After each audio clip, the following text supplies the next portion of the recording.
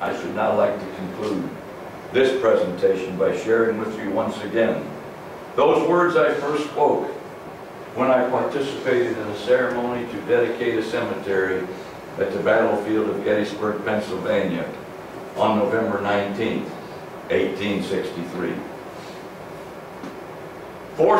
77 years ago, our fathers brought forth on this continent a new nation conceived in liberty and dedicated to the proposition that all men are created equal.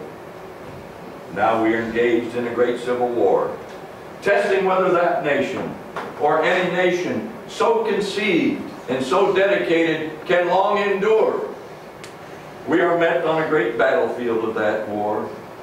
We have come to dedicate a portion of that field as a final resting place for those who here gave their lives that that nation might live. It is altogether fitting and proper that we should do this.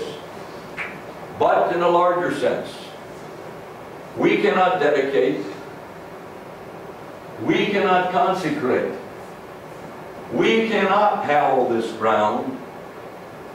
The brave men, living and dead, who struggled here, have consecrated it far above our poor power to add or detract.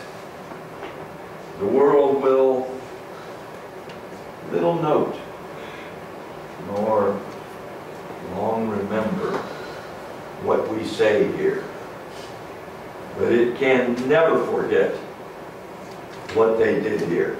It is for us, the living, rather, to be dedicated here to the unfinished work which they who fought here have thus far so nobly advanced. It is, rather, for us to be here dedicated to the great task remaining before us, that from these honored dead we take increased devotion to that cause for which they gave the last full measure of devotion.